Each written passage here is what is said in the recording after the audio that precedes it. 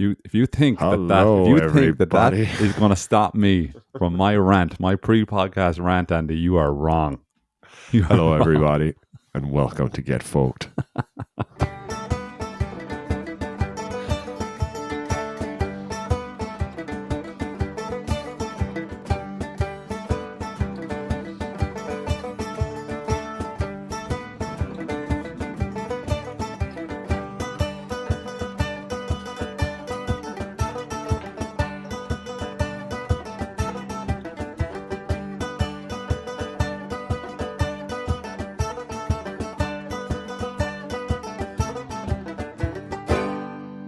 Hello, everybody, and welcome to Get Folked, a casual listening podcast anchored in our love of folk music, but enough slack in the line to take you into our worlds of Berlin, Limerick, and beyond. My name is Andrew.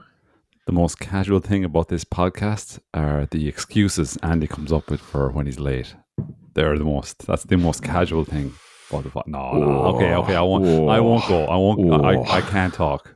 We just had a pre-podcast little joke around about the starting time. So it spilled over. Andy thought he'd cut me off by starting the recording of the podcast, thought I'd stop. It has not worked. Hasn't worked at all. But completely backfired. Say again? Completely backfired. Completely. Time will tell on that one. I could probably come out looking like a dick on that one, so don't worry about it, Andy. I'm Edward, the Double Dipper Brophy. Thanks for tuning in. And you can catch a double dipper curry sauce. Yeah, that's right. And I was called out on double dipping before the work event where I dipped something, took a bite, and then dipped another, and someone said, "Oh, you're double dipping." Oh, really? Because your mouth has touched the thing you've dipped, and now you shouldn't double dip. Yeah, when you think about it, it makes sense. But I hadn't thought about it, I suppose. So there you go. Double dipping. Yeah. If you're going to an event that has food like that, and you're going to get bothered by somehow the hygiene of what's going on, I think you're in the wrong place, basically. True. You've got a communal pizza set up, lots of communal dips. I mean, I think double dipping is a bit of collateral damage. We're all going down. Scurvy. Yeah. There's scurvy on the ship. Mono, glandular fever. Isn't that what they call it? Isn't that glandular fever mono? That's what they call it. The kissing disease. Is it? That's it. Yeah, it's all the same thing, yeah. All right.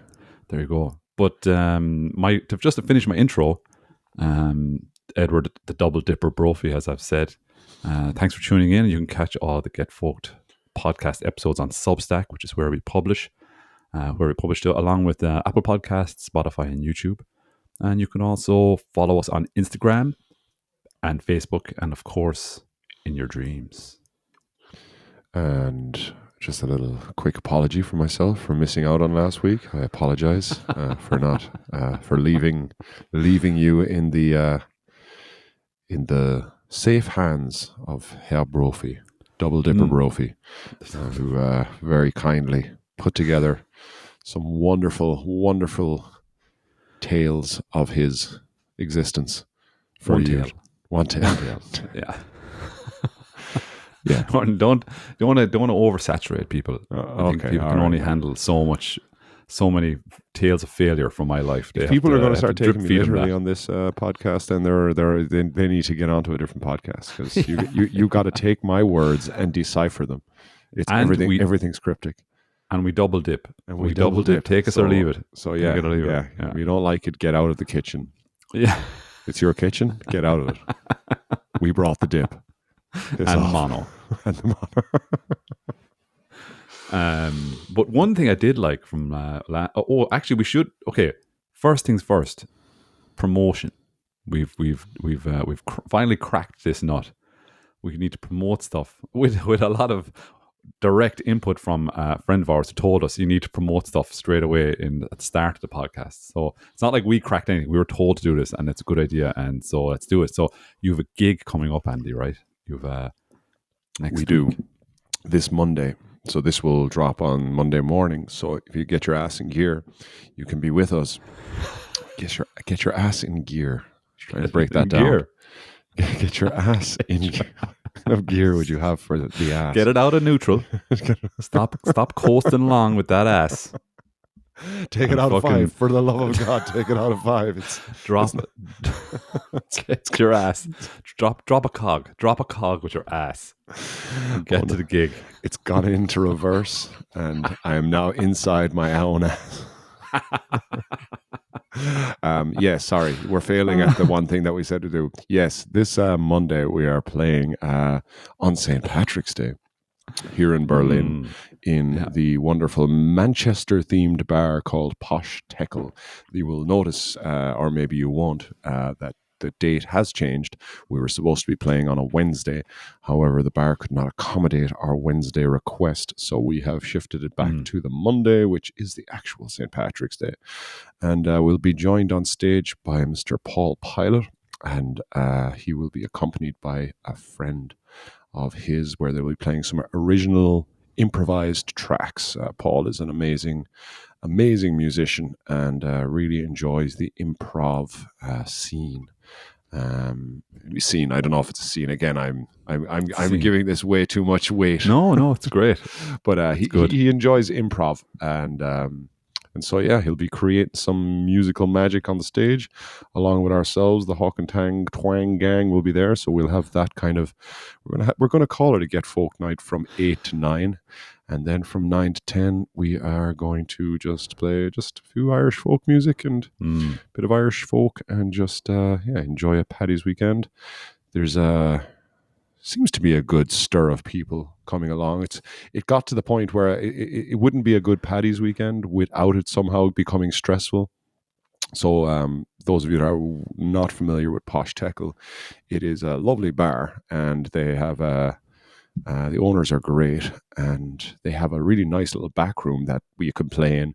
It's pretty small, and it's got a pretty massive stage for a very small room, and the stage tends to take up almost half of the room. But now we've kind of got word that when we're just counting up the people that we know, we're already way over capacity. So now I'm trying to switch into the bigger bar, which is a little bit complicated because the owner is headed away to a Wittner's a pub expo this weekend in Hamburg and won't be around for the weekend. So he's kind of reluctant to move us into the big room because it requires a bit of a tech shift as well for him, and he's got a party tonight and blah blah blah. So I'm kind of I'm trying to figure out what's going to happen there, but whatever it'll be a nice night. It'll be lovely. Yeah. The main thing is asses, gears, get it sorted, get down there, get the Posh Teckel. Starting at 8 o'clock, right? That's what you said. Starting at 8, from 8, we'll say 8 to 10. I could go beyond 10. We could slip into the back room once the 10 o'clock watershed kicks in, and just have a quick sesh back there. Nice.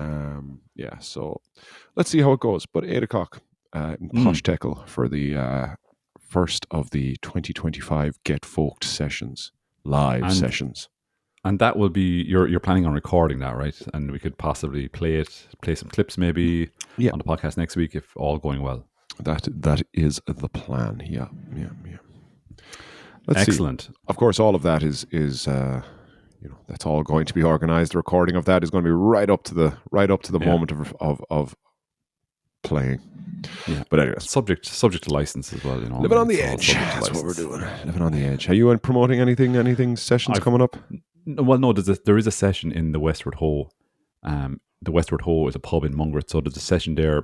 I believe on Thursday. That will be Thursday the 20th, I suppose. The Thursday after Paddy, so Thursday the 20th, and I won't be there unfortunately because I'll be working. But I nothing else to promote other than that. I did want to talk about last week a little bit because we didn't put out a full episode, and I think we should probably tell people things just don't always go according to plan, so I put out this short 15-minute thing of random story, explain the situation, blah blah blah. But then later in the week, myself and Andy got together and we're like, yeah, come on, we have to put an episode out. Let's get together and put an episode out. But we tried to record a full one later that week, but it was bad. There's just no two ways of saying it. I think we were both wrecked, and you were still sick, and it just wasn't flowing. And I had a Unlike what they're listening to right now, which is pure, well, just exactly. pure, Yeah. Well, pure snow. It felt like, it felt like I was thinking about afterwards. What I wrote down was it had the feel of a conversation that two strangers might try to strike up in the waiting room of an STD clinic.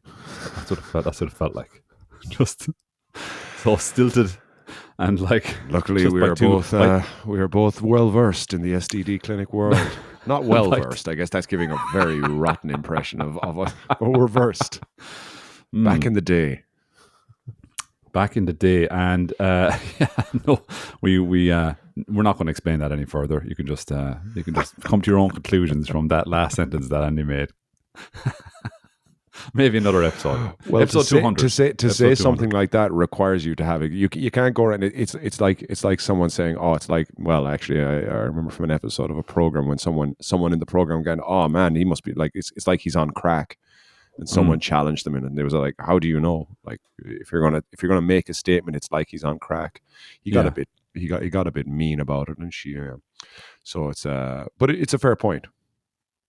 If you're going to start saying, are you the mean person in this analogy, or are you the righteous person? Well,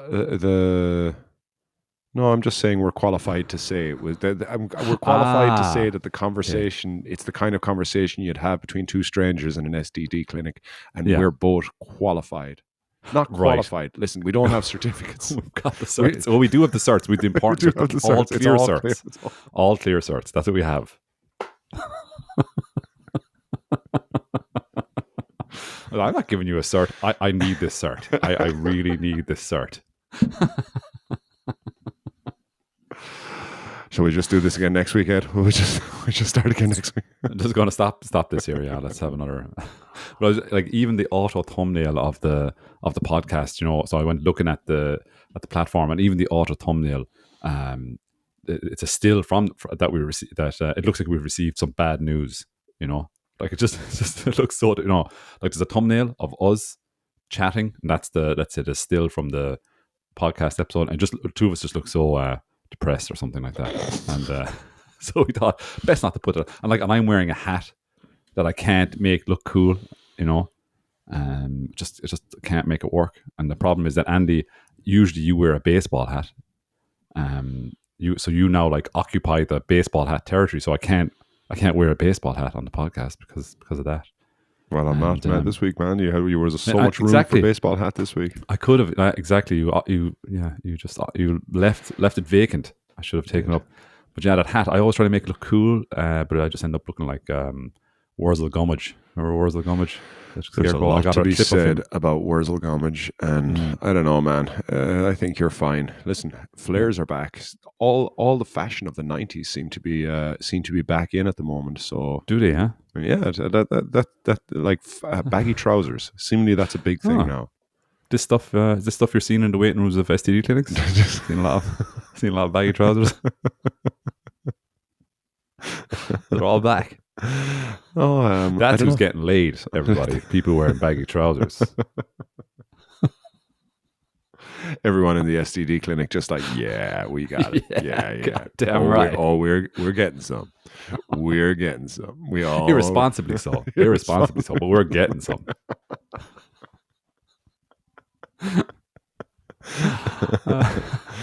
Oh yeah.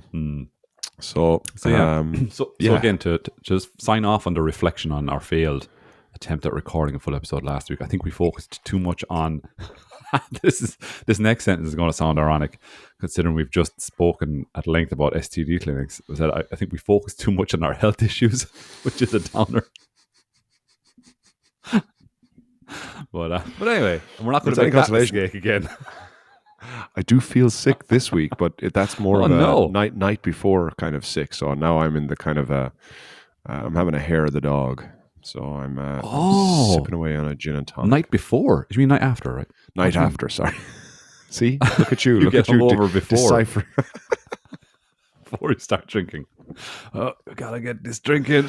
Stave Well, I off the always find it, hangover. and In a minute. you know this, that, like, from Paddy's weekends gone by, that my mother always comes to Berlin for this Mm. weekend, normally to take care of the kids, while yourself, myself, and Berlin and Irish crew kind of gather in Berlin, Yeah. just go partying. So she arrived yesterday evening, and I picked her up in the airport, and it's just like, it's probably one of my favorite parts of when she visits, is like the bus train trip from the airport to our place, because it's just cracking open a beer or a can of gin and tonic and just catching up. And those, like, just, I don't know, it's always that, like, that first day of holidays, or that first day of the weekend, the Friday night is always the best night, Yeah. or whatever. Yeah. And it's like that first kind of meeting up, and sure, Mary is up for the crack, as always, as you have experienced, and continue to experience, and will experience in future sessions. So Mm. it was really nice. It was kind of funny because when I was on the way out to the airport, I had like a beer, and I was at these, and it's unusual to see security on Berlin trains. I don't know why there was, but like there was two. I don't think they were armed, but they had lots of, like, two security guards who just had way too much shit on them. Like, they had utility belts that Mm. seemed way over, like it was overkill on the utility belts. Um, but no gun, just like, little battens. Maybe there was mace there somewhere. Also had Whistle. like another thing for his keys, and just way too padded out. But anyway, they were, Yeah.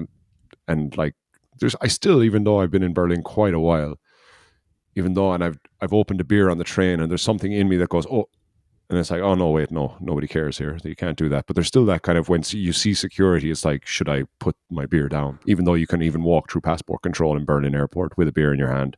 Oh, Or I have it's seen not people do it. okay. I don't know, you could try it. But on the way back, then, when I picked up my mom, I got on the train, and the same two guys got on the train on the way back, and so I was on the same train again, but now I was drinking a gin and tonic. So it did have a kind of look like I was just traveling on the train, just having drinks, just having time of my life. Really, I made it, Mom. This is where I like to hang out, make So, friends. Pre mixed can of gin and tonic, I presume. yes, a can of Nice. Gordon's, whatever it is. It's great. It's nice. Mm. And they're a nice way to kind of, over a drink and on the train, and Yeah. catching up. And Yeah.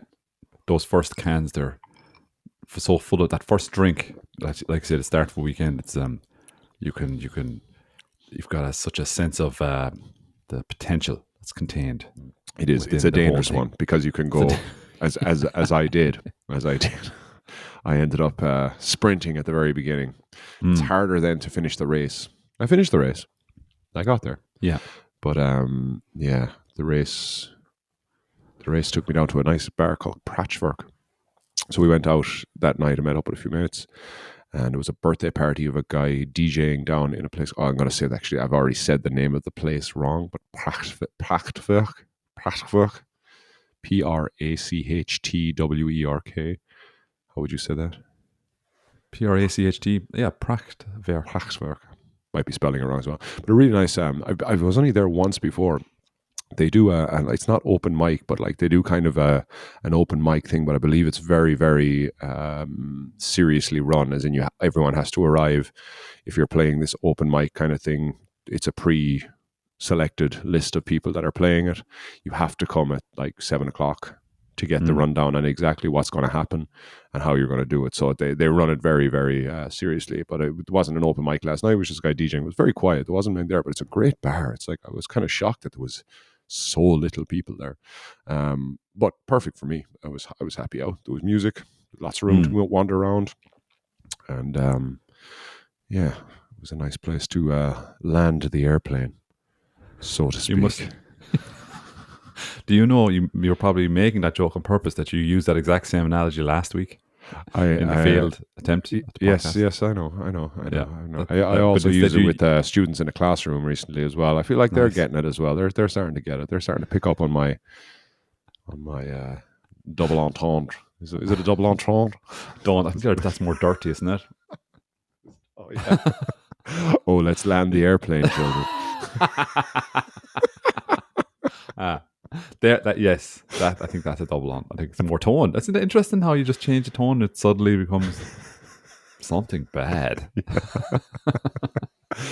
Take out your books. Open them up. Open them wide. Oh, gee, okay. You know, you can't. You got to be. Yeah, just watch your tone, basically. So moving along. So is that pub close to you? I walked home yesterday. It's about 40 minutes, so I'd say about 5k, maybe 4k. Okay. Walk. It's not a short walk. Not a short walk, no. It's down kind of in the deeper Neukölln, let's say. Okay. But yeah, nice bar, like Cool. excellent bar, like with great beers. But just I guess maybe it's a little bit out of the way. It's like it is a standalone bar down near on the bottom of Weserstrasse. So are near enough in Weserstrasse for anyone that's from Berlin would probably know the name. But if you're not, it's a good street to go and find kind of a lot of little mini bars, little small bars going around. Not mini bars like in the hotel. Loads of mini bars just lining the streets. Little small bars, cool. little That'd be cuties. nice. So yeah, that's what I was last night, and yeah. And so you're a little bit hungover today, but that's okay. I think hungover you're doing well with it. I think if you just told me that at the start, we would have avoided that whole ugly exchange that spilled over at the start of the podcast. Well, Nobody understands the hangover like okay. I do. So it is. But well, what I said was these middle of the day recordings Yeah. are challenging or something to that effect. When we were off the microphone, and they are. I'll tell you exactly what you said. You might have said the word challenging, but you followed up and said they just a bit more planning or something like that. You said involved, and then no follow up. Like as in, and then I took the piss saying, you're very scant on the facts there with that, with that whole sentence, and I put forth the suspicion that maybe you were just in the toilet for the last 20 minutes. That's when you started the recording, very guiltily, actually. Now that I look back, it was not a toilet thing. No, that was all done and dusted early this morning. But dusted for fingerprints. It was a crime. It's a crime scene. Yeah, a 40-minute walk through many potential kebab places is not where Andrew needs to be a lot of the time, but it's where Andrew found himself. So like 40 minutes is like, well, I can catch an early one. I'm sure a late one won't hurt either. So like, it's just a little bit like, get me point A to point B to point C. I got to point C, but I also stopped at point A and point B. That's all people need to know. First one only cost me €4. Wow. It was a really tasty donut. That's what it cost you in money. In money, yes. This morning it cost much more. But yeah. That's how much you paid for it. We don't know what it's man. cost yet. What's that movie? What's that line from a summer movie? I can't remember what it's called. Ewan McGregor. That really famous one. Moulin Rouge? No. It way predated Moulin Rouge. It's where they found a dead body in the apartment. And it has a suitcase full of money. I can't remember what it's called. All I can think of is Train Spotting now after that. No, it's around the same time, I'd say. Very good movie. Anyway, I'll have it for next week. But yeah, well done. Well done on your kebab walk. That's yes, it was an excellent. I hadn't had a kebab in ages. It's really, I don't know. Yeah, because you're not going mad in them these days. You don't know many of them all. No, I'm trying to. It's too easy. It's a slippery slope. Yeah. Even now, I'm in a dangerous place because I've broken the seal now, and it's like so now it's a hungover day, and you kind of feel like you deserve these things on hungover days too. You can justify anything on a hungover day, really. Absolutely, yeah. And then sure, tomorrow's Sunday, the Lord's Day. Sure. And we all know he sat down to a nice dirty kebab. On the seventh day, he rested and he ate. And he made a gyro out of all leftover bits of the earth, and that's where we got kebabs from. He just stuck all those leftover bits they didn't use making the earth, or Adam and Eve. Just on the gyro. This is really nothing to do with the creator story and so that, but like I have just want to tell you that I listened to an audiobook this week. Because I'm cycling quite a bit now at the moment, so I have a lot of time with to stick on an audiobook or a podcast and listen to it while I'm cycling. And so I've decided I want to listen to audiobooks. I've decided. And also trying to listen to some Dan Carlin's got some stuff out again. You know that he's kind of released. Oh. Yeah, he's releasing stuff again. Yeah, like his epic 5 to 6 hour long. What's his last one? Subjugation. Something about subjugation. He's doing a lot on Alexander the Great again. And Mania for Subjugation. Yeah, is that's pretty new? Or have you? It's relatively new, but I've heard it. Yeah. So I've been listening to that, him and his Macedonians. But anyway, sorry, I digressed. I downloaded a book called it's the second book I've listened to now, and it's Neil deGrasse Tyson's. So like I listened to something about him a while ago, and he while he's an astrophysicist, he released a book that somehow he was kind of trying to bridge the gap between astrophysics and kind of philosophy. So he wasn't going to get into astrophysics. It's more about kind of I don't know, like a look at the world through the eyes of an astrophysicist who's not just talking science, let's say, but getting into the details of what we're made of and all that. But anyway, it's not the book. I didn't download the correct book, basically. I downloaded like Astrophysics for People in a Hurry. And I listened to it all, 4 hours. 4 hours of this book. And I understood the last 10 minutes of it when he didn't talk about science. He just talked about what we are, as like he started talking about how many stars there are, but everything else hadn't. Like it was just white noise. But he's a good voice to listen to. He's a really nice voice to listen to. But like it was just very funny to have 4 hours of cycling and listening to something that you haven't a clue what he's on about. Dark energy, fucking I don't know, dark matter, dark energy. Fair play to you for sticking in, for hanging in there. Something's in there. It's going to explode any day on the podcast here. You're just going to sit there and just watch me. You're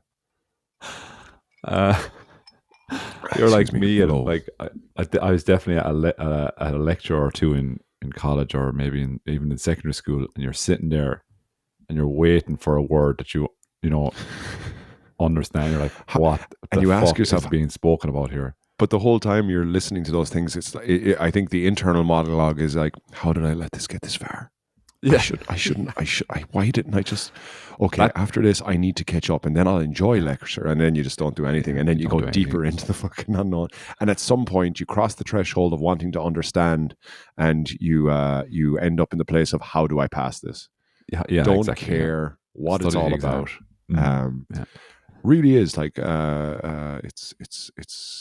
it's such a waste. It was such a waste of time when I think back on it, how much I aimed at passing exams, how I laughed at people who were actually learning, like that were going every day, and just kind of, look at them having good rapport with the lecturers and conversations while I'm having the time of my life here. There is that moment though in a lecture or something like that, and you have not understood the first 3 or 4 sentences, and you're like, I'm waiting for a word. I have faith that this word is going to happen, whatever the word is. I don't know what the word is going to be, but that word is going to make the last 5 sentences make perfect sense to me. And you're just hanging out there waiting for this word, and it never comes in. Yes, like you said, after that point, and you're like, oh, I'm such a stupid piece of shit. Yeah, I'm just such a stupid piece of shit. So well done for sticking in with the what did you say it was? Astrophysics for People in a Hurry. Wasn't it? Yeah, if it said Astrophysics for Dummies, it would have made sense. But I went for astrophysics. Like, not only is it a complicated topic, but you don't have enough time to really get to know what you're doing. So I'm going to give it to you in the short form. It's just, yeah. I like Audible gives you a free credit, or you pay for a credit every month to get a book. Okay, and that's going to be maybe my kids will use it in the future. I just need to direct all their learning towards astrophysics so I can justify this book. Just go hit them with like a pop quiz hot shot. What's dark energy? See if they're reading it. Yeah. So between being out last night and almost 2 weeks of speaking to the public and 1 a week review, I'm doing all right. That's good. It's good. I'm glad to hear it, man, because you were in bad old form. Was Battle I Shape, ended, not Battle Form, yeah, Battle Shape last week. yeah. Not to get into the elements, but No, yeah, I was just the fucking allergies. Anyways, sure. they But get no, you. in fairness, the recording that we abandoned wasn't completely unproductive. I mean, we did cover some valid points, which I have three that I'm going to just briefly brush over. The ratio of sneezes to orgasms, we've dispelled that myth. There's no ratio, or the ratio is so small. Busted. Yeah, yeah. So just don't bother If you trying actually to make were yourself allowed to sneeze. listen to the episode, I sneezed 8 times, and Ed stared at my face to see the feeling that I was experiencing, and he decided no orgasm. Yeah, no orgasm. Well, I mean, we did have the man-sized tissues in the waiting in the wings just in We case. had everything ready. Well, the music and the Didn't. lighting, we really worked way too The much on the the scene. pillow afterwards for lying down afterwards, going to sleep. Everything, it was all ready. But just it's bullshit. We call it bullshit now. What else then? I spoke for far too long about 3 Arnold Schwarzenegger movies: Conan, the Barbarian, Commando, and Predator 1, the first one. So I'm not going to speak anymore about them. Just they're awesome movies, and you should definitely go watch them. And Andy, you found out what a bosom is, or you recounted how when you asked the question in your kitchen about what a bosom was and how awkward everyone in 1980s Ireland kitchen got at that question. So that was it. That was the they were the highlights. That was the highlight reel. Highlight reel. Yeah. So you didn't miss much. Charles So, yeah. Dickens is a smutty guy as well. We talked a little bit about Charles Dickens, or not Charles Roald Dickens. Dahl, Roald Dahl, I believe. Yeah, and his smut. I read a book to some kids, and yeah. But I was talking to someone that said that. What did he say? We were talking about that there's a part in a book. Okay, give a quick summary. There's a Roald Dahl rewrote some classic fairy tales. One of them being Cinderella. How old is Roald Dahl? Died when, in the 40s, 50s? God, I don't know. Yeah, I have no idea. I feel like he died in the 40s, 50s, but maybe it's later than that even. But he's written many, many books, but he also did this book of retelling stories in poetry, and one of them was a Cinderella. But he called someone a slut in the poem. And I was telling Ed about how I read this out to the class and then saw the word slut coming up and had to quickly change the lyrics. But I was talking to lads at practice, Dewey, and one of them said that they had read his exact words, I believe, was, I think I read a sex book that Roald Dahl wrote. And we discussed what a sex book would be.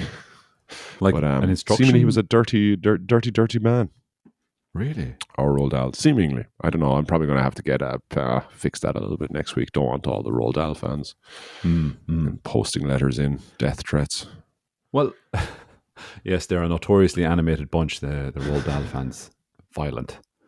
But I mean, it would be interesting if he was like a hyper-sexualized person putting out all these really cool, sweet stories. I think that would be a nice edge to have on you know, an otherwise you know, simple view of a person, wouldn't it? Absolutely. Well, because he's got so many classics like the Charlies and the Chocolate Factories, and Was that Roald Dahl? wasn't that Roald Dahl? Was Yes. it? Wow, I'm I didn't know fucking that. confident. Yes, it was. Wow, fucking hell. Just cool having story. a quick look here. So he clearly didn't die before 1974 anyway. Switch bitch. Roald Dahl, Switch bitch. What? Wrote a book called Switch Bitch, or what? Roald Dahl, Switch Bitch, 1974, is a book of adult short stories by British writer Roald Dahl. 4 stories originally published in Playboy between 1965 and 1964 are collected. They are linked by themes of rape by deception. In each one, some major act of cunning, cruelty, or hedonism underpins the sexuality. The book is notable for its introduction of the Uncle Oswald character, a wealthy hobbyist and gadabout. The fuck's a gadabout? Who stars in both the first and last stories. He later appears in Dahl's comic novels for adults, My Uncle Oswald. Oswald is a male fantasy figure described as the greatest fornicator of all time. I think I have an uncle like that as well.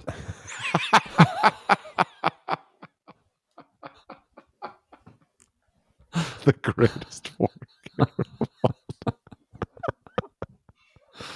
I didn't didn't say which one, uncles. I didn't say which one of you it was. But there's you all know which one it is. That's mad. That is mad. Roald Dahl fucking Isn't big it? into the. I kind of like that. I kinda God, he like that didn't die till 1990. Plenty of time to be a Jesus, like that a feels sex weird. Now, doesn't maniac. it? Do you know? It feels like Roald Dahl has been dead for quite a while or something like that. But I guess Well, that 1990 is quite a while. Yes, but- 34. Yeah, 5 James years and the ago. Giant Peach, Charlie and Chocolate Factory, Matilda, The Witches, Fantastic Mr. Fox, BFG. God, he had tons of fucking absolute screamers of books for children. Mm. So there you go. I like that. That you don't have to just be doing that stuff. You can do other stuff. I think that's really Finally, nice. Ed, the fucking shackles are off now, Ed. You can I fucking can say finally whatever break out I the, want. the sex books.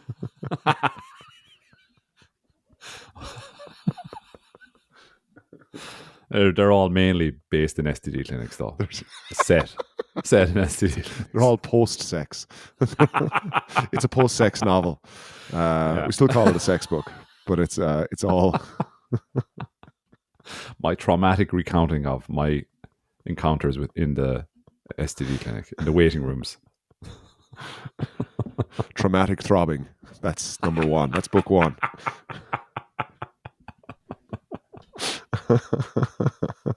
The Man Doth Weep. Book 2. We didn't say from where. Okay, I'll stop now. That's enough. It got too dirty now. It's okay, man. We can do it. Roald Dahl did it. That's true. Like I say, the shackles are off. Unless Shackles it's a are sex off, thing, actually. then the That's shackles go back on. That's book 4. The shackles are off. Shackles are on in Five, book 3. Shackles back on. We have to put the shackles on first, then take them off in book 4. Then book 5 is washed shackles. They're filthy. They're filthy. Book 6, I think I've caught something from those shackles again. Guess where I'm going? I guess right. I like that. I like a running theme of a book just ends up with a guy at an STD clinic constantly. Or girl. Or girl. Yeah, so I do have some clips this week as well since we're 37 minutes in. So I chopped up. God, really? Yeah. Okay, that's good. Well done, because no, that's good. Yeah, I wanted to talk. Go on. You wanted to go a little deeper into the. No, I didn't. No, I think we've gone deep enough. That's book 7. What was it? One of our previous guests said. I said, I think we've talked about shit and things enough. I think people are getting the point. Like, you have no idea how much we can talk about nothing. You have no idea how deep that gutter goes. There is no bedrock to that particular conversation piece. I'm going to hit you with something now. Go.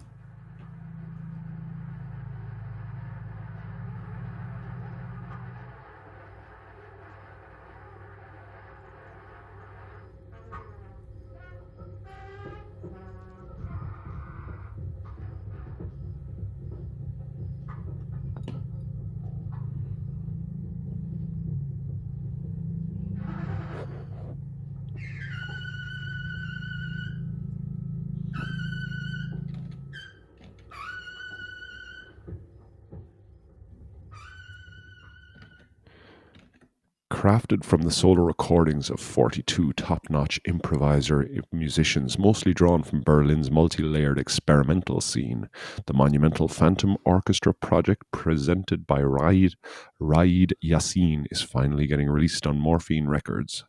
More than 1,000 minutes of source material recorded at the Morphine Room during the fall of 2021 is distilled into cogent work marked by a dazzling display of editing and blending, and packed into a double LP containing 7 movements of the Phantom Orchestra composition. And that is a little clip which I titled Balloon, because it sounded like a balloon. Yeah, because I was telling you a couple of weeks back that I was going to, after speaking with Uyghur, and he had told me about this.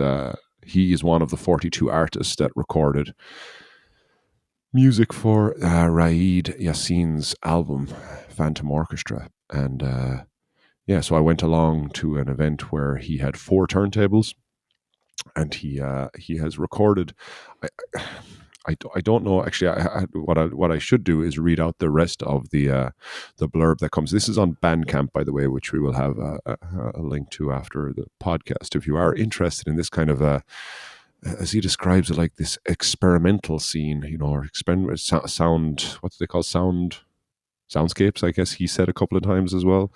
But Raed Yassin is a Lebanese composer, musician, and visual artist, and has built a career straddling artistic mediums and communities. His devotion to improvisation, his connection to experimental electronic music, and his interest in the archive distinguishing a progressive impulse rooted in historic exploration. In 2020, Morphine Records released his wildly ambitious Live in Sharjah.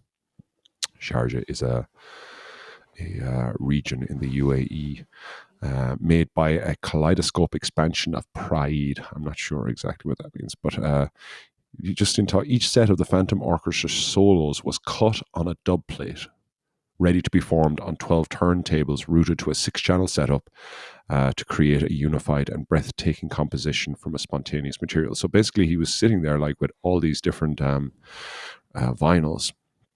And he would just kind of have either 1, 2, 3, or 4 playing simultaneously at the same time. I believe on what's the word? He wasn't manipulating either speed or tempo or tone, but just working these sounds alongside each other and kind of, it's a very immersive and very interesting idea. It's something I like seeing, and I would certainly love to see live, this experimental stuff, but I guess that might be hard. But what I am intrigued by is people that just love sounds, and we talked about this, I think, in the last episode, but I remember meeting someone. I worked with an art teacher, it was nearly 15 years ago, or no, less than that, maybe 10 years ago, and I remember her telling me this once, that she records sounds, and I think I mocked her for it. You were saying that, all right. I think you said that on the episode with possibly I think it was not last week's episode, but the episode before that. But you said that she kind of started laughing as well, though. Because it is unusual. Like it's what, like this next one I called just violin, because I don't know exactly what they're playing alongside each other here, but just as another little clip of Raed Yassin. Can I just say, just before you get into that clip, I'm worried maybe that people mightn't actually be able to hear it, because sometimes I've noticed the platform that we use tends to turn down the volume of the things that we play, the clips that we play. So people might not actually be able to hear some of these clips. It might sound like a failed attempt at playing a clip, but we are playing a clip. You just have to maybe turn up the volume.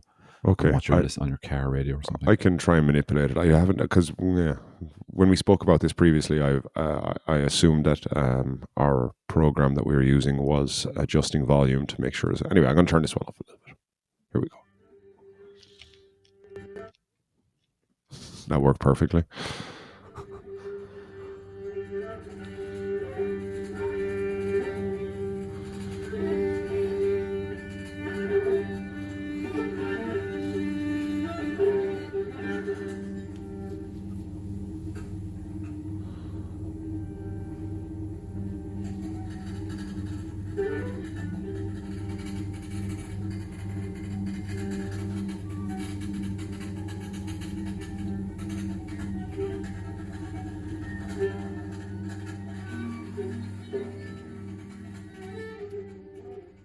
So this has all been held in a small room with I'd say around 30, 40 people, just all sitting around watching this guy kind of put on these records.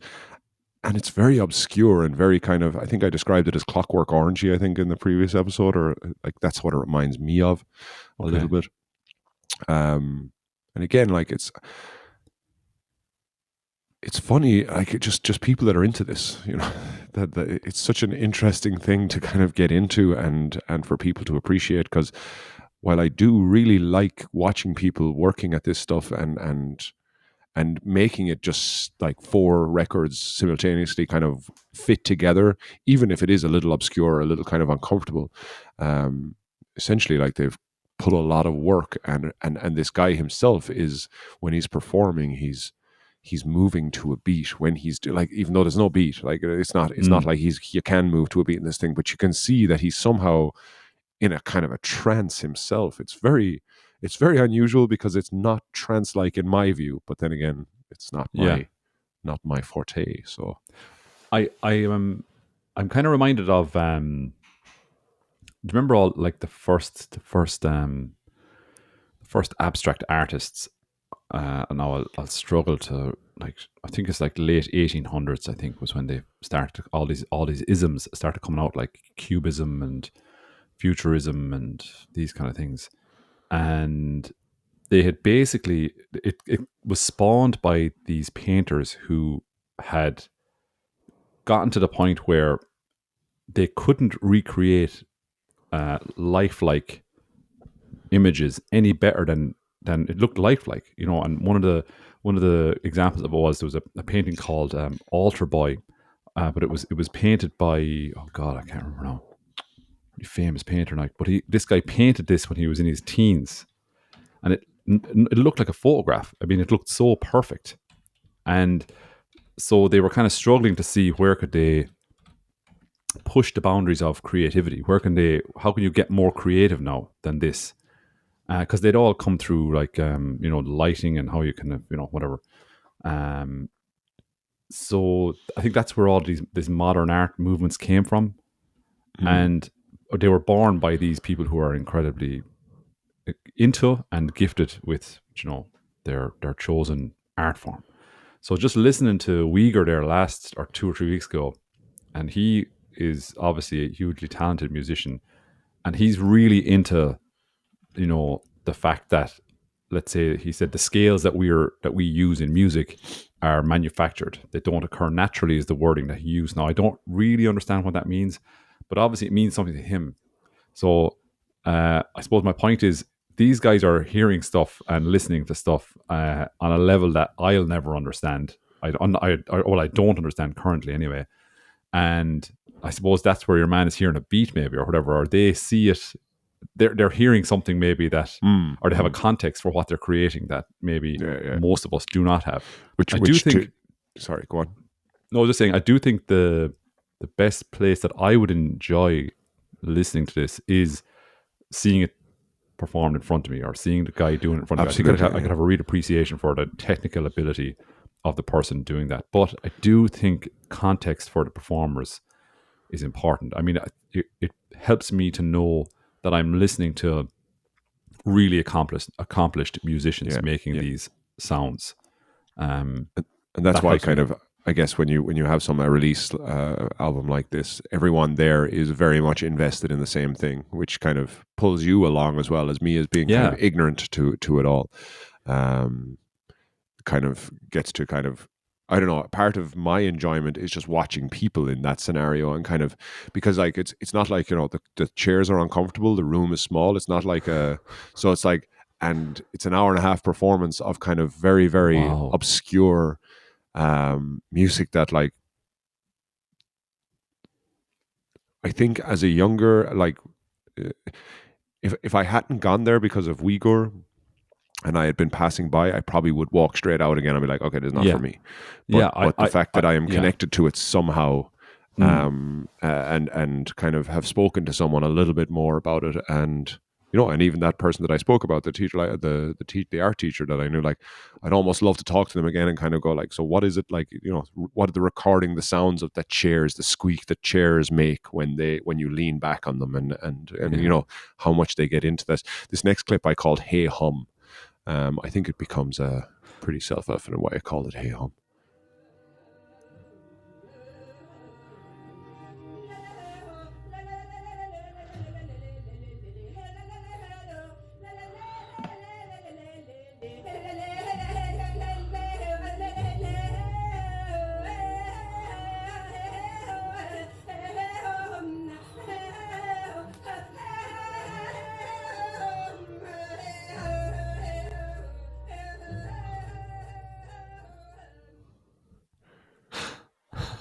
Hey Hum.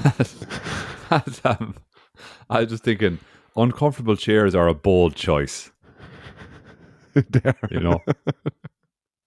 And like, and again, I say this to it because the thing is, I'm aware that I have most definitely taken the piss out of abstract performances in the past, probably on this podcast, Yeah, and yeah, yeah, yeah. so I mean, I know what I think and whatever, but like again, I think context is important. I think I have a bit more context for this performance, and I kind of like I can appreciate on that level, but I'd have to go see it. I'd have to be in the like Yeah. experience of the performance being performed.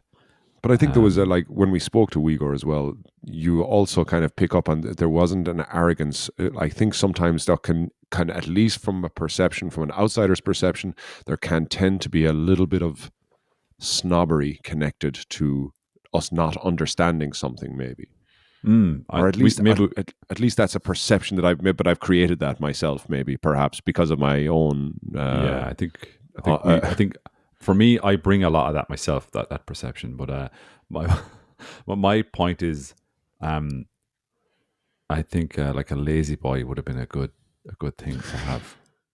there Just a there room was full of lazy boys. Yeah, yeah. Well, when I went to see that, like one eye one eye one leg from that, like that was nice. That visuals.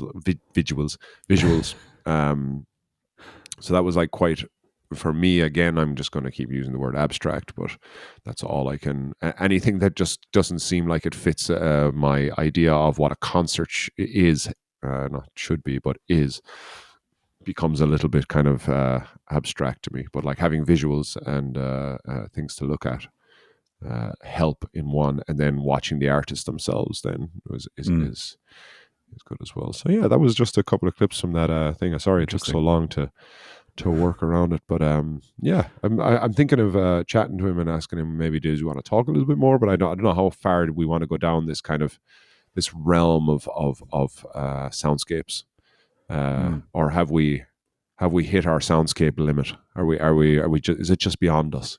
I don't know if I don't know if I've hit a limit, but I would like to talk to more folk music people, and yeah, that's what I think. And it's funny us discussing this on the podcast for everyone to listen to. We have not discussed this beforehand, but no, I to be honest, I find it interesting.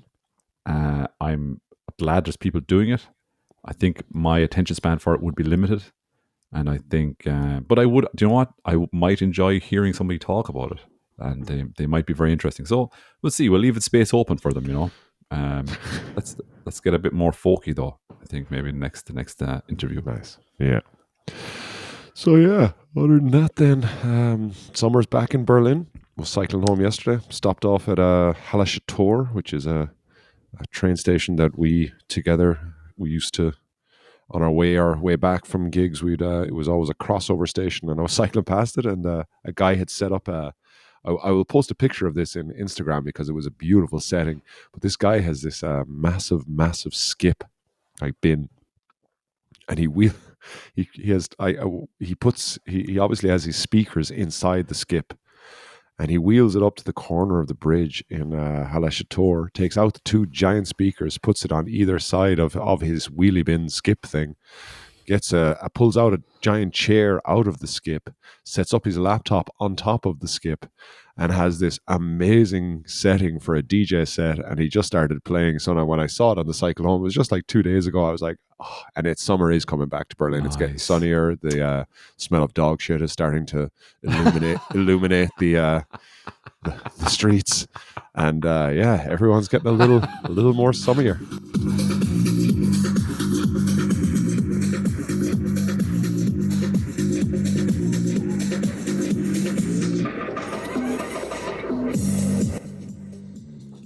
Oh, I might have cut that off myself, but anyways, you got the gist. Got the vibe. Very nice. I I wish I wish I could go tell on. you the name of this because he actually did post his stuff up, or a chalkboard in the front, and I have Mm. tried many times to try and so like this is a kind of guy that we should talk to because he's got our kind of promotional approach, which is very difficult to find him. Chalk on a blackboard.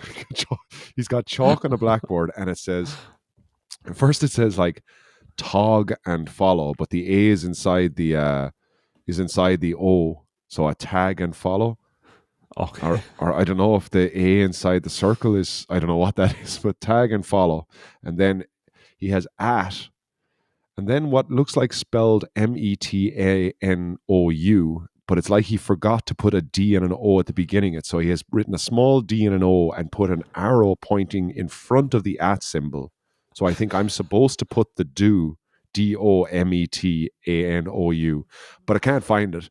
So, so I searched it up. But he said tag or follow him on Insta, YouTube, FB, Facebook, and TikTok. So I feel like we can find this guy, and if anyone can decipher it from the picture I post on Facebook or on Instagram in the next few days, please let me know. But yeah, Berlin's See? back, baby. Though summer's back. Oh, that sounds lovely. I mean, even the dog shit. I'm even pining for the dog shit. That's how much I miss it. But I have to say, the weather. It's Paddy's weekend here, and it's looking like a very, very nice weekend. I have to say, weather-wise. You're gonna hit any? I'll be working. All right. The weekend is gonna be nice. But yeah, I won't really be straying. Do you know what I'm doing this week? Actually, there's a Limerick Early Music Festival, and it's actually running next weekend, the 21st to the 23rd. But there are some festival events, some pre-festival events, between the 18th and the 21st, which I'll be going to because I'll be off, and they're on during the day. And just a couple of them there for myself. I think you've got the festival launch. It's happening on Tuesday, the 18th. And it's there's a good few things at it. Let me just get the details up here because so it's on Tuesday, the 18th of March. It's oh shit, I had the fucking location there somewhere. The page has gone all weird for me. Oh yeah, the venue is Dance Limerick, the chapel in St. John's Square in Limerick, and they've got a good few things on. Starting at 3 p.m. There's a welcome and introduction. Then 3:30 p.m. there's a performance. Doesn't say really what the performance is. 4:15 it could be anything. It could be me performing. I don't know. And then 4:15 to 5:45. How long is that? That's an hour and a half. Yeah. There's a panel discussion again. Not really sure what it's about. Presumably about the performance that had preceded this. So they promoted a panel discussion, but not given the topic. It's just a festival launch. God, what's it? Histories in media and creative art. I think that's the title. I'm going to go and see what it's about now. And then there's a movie then being shown. After the panel discussion, there's a reception. They're all very vague words. I really have to go see what this is all about. So just to recap, 3 p.m. welcome and introduction to whatever. 3:30 p.m. performance of whatever. 4:15 to 5:45 p.m. panel discussion about whatever. And then at 5:45 there's a reception. So I'm going to go and find out what all it's about. Looking forward to it. And then from 6:30 end up back at the STD clinic again. It's just like, fuck's sake, what the fuck? I just tried it. God damn it.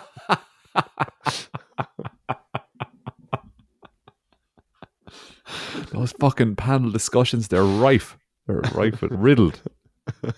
But then at 6:30, from 6:30 to 8 p.m. there's a film screening, which does look interesting. The film screening is, oh Jesus, like I have the page now. It's the page is narrow and all the text is after, instead of taking up the space normally, it's after getting weird. But the feckin' movie is it's kind of like a documentary about, it's called Intercepted, and it's a documentary about the war in Ukraine at the moment, the Russian invasion of Ukraine, and it's all these images, video images, of, I think from what I've seen in the trailer, the war-torn country, and playing over it are intercepted phone calls from the front of Russian soldiers back to their families. These phone calls were intercepted, I believe, by the Ukrainian Secret Service, and they've just this filmmaker got hold of them.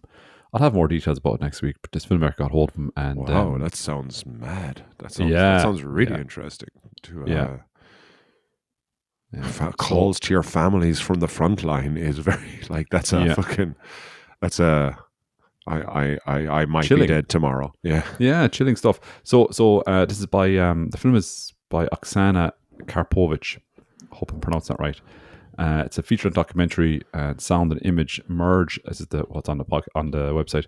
Merge as the film contrasts quiet compositions of everyday life of Ukrainians since the full-scale invasion, with intercepted phone conversations between Russian soldiers and their families. The film raises key questions on fact and fiction, lived realities, and media narratives.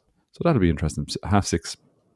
That's starting at, and that is in where did I say again? St. James's, St. John Square, you said. St. John's Square. So the venue it's down as Dance Limerick Chapel in St. John's Square. So that'll be interesting. That's on Tuesday. Is the entire thing happening there? Like all reception? No, it's spread. Oh yeah, sorry. The entire thing that I've just mentioned is happening. All of those things. The selection box. The selection box of yes, I believe they're happening there. And then before that, actually, at 1:00, which I should have read first, there's a thing called Faith and Fantasy. It's a performance fiddle player and a harpsichord player. So it's Leela Clark Carr on the violin and Janet Kosovska on the harpsichord. I've never heard a harpsichord played before, so I'm going to go and see that as well. And I might sneak in a few old snaky pints as well if I can along the way, you know. Nice. That's all going to go sideways. I'm just going to get plastered now. Won't see any of this stuff. But sure, anyway, see how it goes. And can I also recap something that happened this week as well? If we have time, we do, I guess. Yeah. So Let me check the boards there. Yeah, we seem to be good. We see who's on after us? Who's on after us? There's enough film. There's enough reel in the film in the reel. I don't know whichever way it goes. So Bandcamp. I got my Bandcamp account sorted, and I bought an album called "Haven't Seen You in Days." So just to go back to Bandcamp before I start talking about the album, just in case anyone is using Bandcamp and for some reason can't purchase or are having trouble with an error that comes up called, because I can't be the only one, the error comes up that says your billing address, a mismatch between your billing address and your delivery address or something like that. And basically the fix for it is you don't put in your actual air code. You don't use your air code in Bandcamp. Just put in for the zip code 5 zeros or something like that, and then it works. So this took a while for me to figure this out, but now I'm up and running, ready to go. And so I bought an album called "Haven't Seen You in Days" by a band called Bird Alone. Bird Alone we've mentioned them before on the podcast. It's a good few episodes ago now, but it's Jack McCarthy and Emer Lynch, and it's a really beautiful album. I think I've listened to it about 6 or 7 times since I got it. I bought the CD version. Here's the CD version. Boom, I'm holding it up to the camera so you can see that on YouTube as well if you're looking, whatever. And such a fantastic album. Really, really good. There's a couple of standout ones. I mean, it's all excellent, but a couple of standout ones for me would be Send for Your Soldiers is brilliant. Haven't Seen You in Days, the title track, and Francie Brady. And I can't listen to these 3 songs enough. I've just been, you know, the way when something gets into your head, you just keep repeating them. So yeah, really, really good. Francie Brady is a really good song. It's a real what's the word? Oh, the word has gone out of my head now. It's a real ballad. It's a real folk ballad in the old sense, you know, and really well written and tells a really nice story. But just delivered with a kind of a more modern folk feel to it, and just the instrument playing and the singing is wonderful. And yeah, so that was it. That was my thing. So do buy the album. I would recommend buying the album. And again, I think Bandcamp is a good way of doing it because I do, as far as I know, a good chunk of what you pay goes to the artist, and I'll certainly be spending a bit more money on that platform going forward, I think, and for my music. Have you any follow-up questions related to that before I move on to my next thing? No. I'm just kind of looking it up here on Bandcamp and seeing what it costs to get a CD sent over to Germany.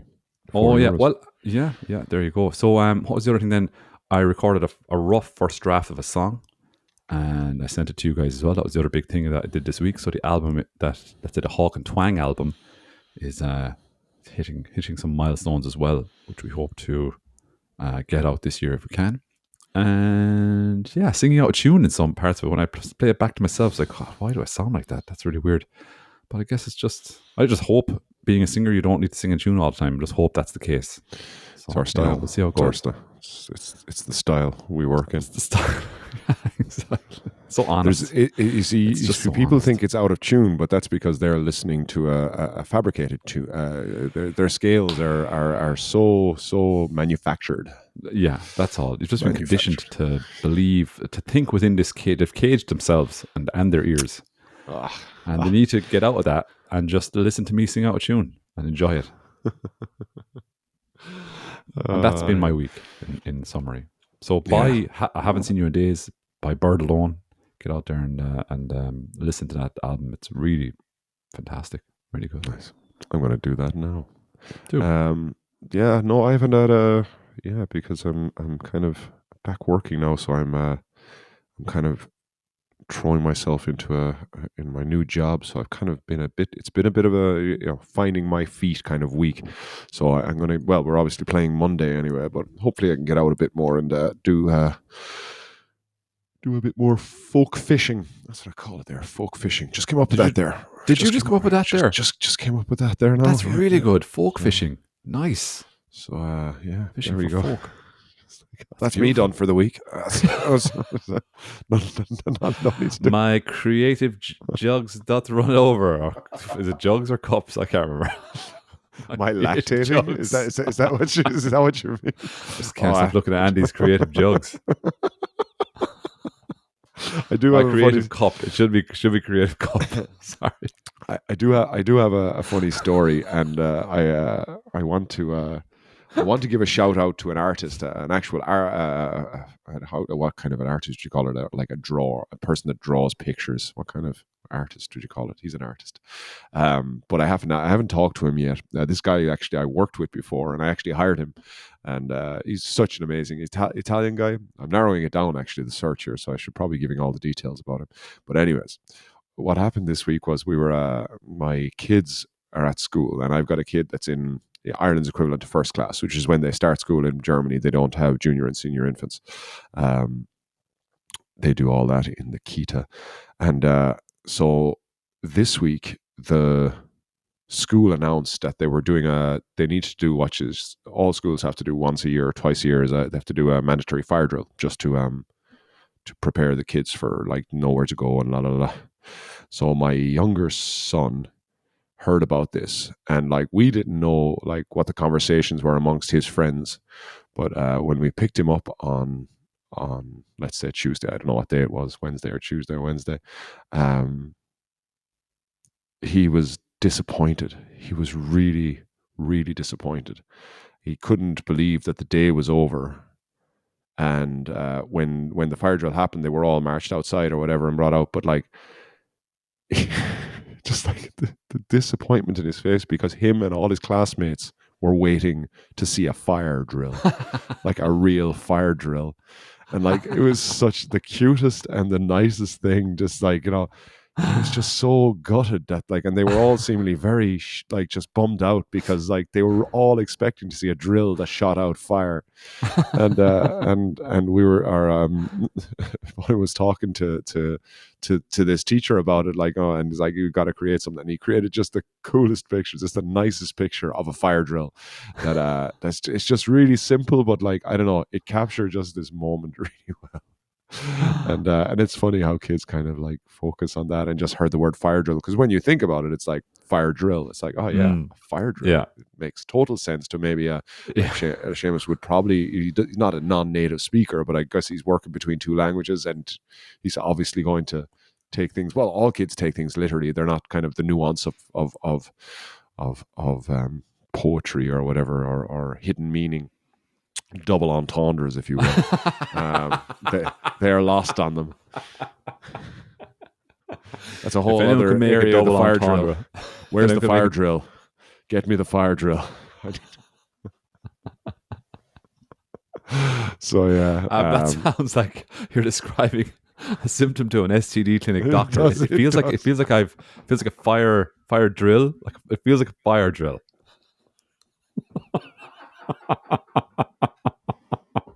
what? And then you just hold up the picture, and it's like this. This is what it feels like.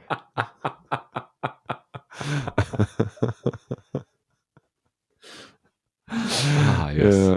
So yeah, I just like that made me smile so much. This and then when I saw the picture afterwards of when they asked him to create this picture, I was like, oh, that is absolutely perfect and just a real simple but beautiful piece of art. And I've looked up kind of online, and there's not much on fire drills. It's an open market. I don't know how to monetize this.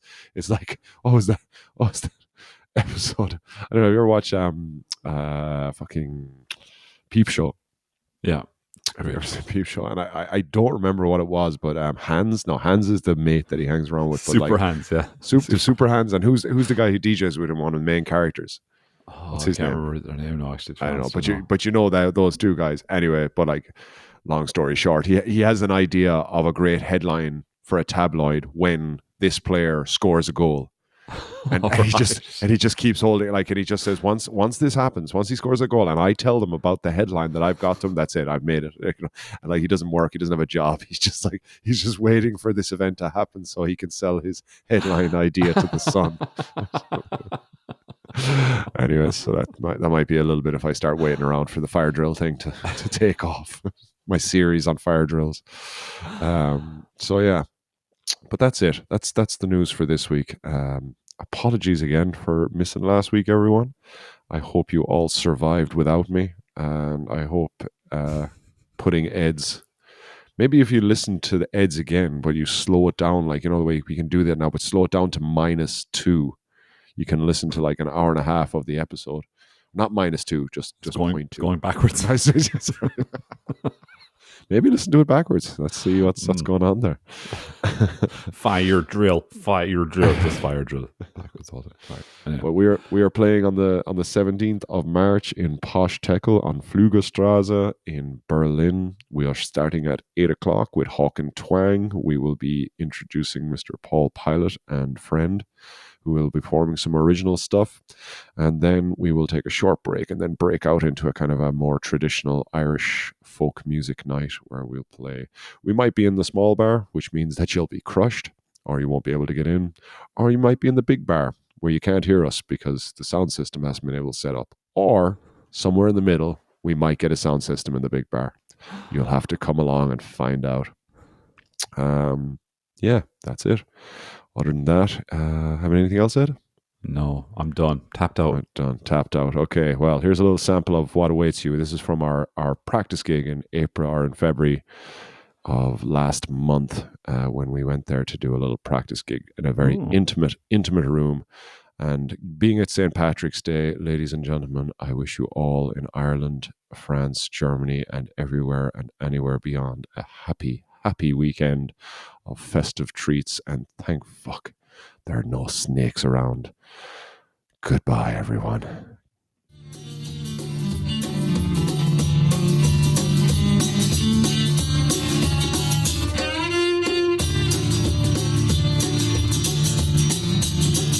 I saved you, cried the woman, but you've bitten me. But why? You know your bite is poisonous, and now I'm gonna die. Shut up, silly woman, said that reptile with a grin. You knew damn well I was a snake before you took me in. Take me in, woman, take me in. Take me in, tender woman. Sighed the snake, take me in.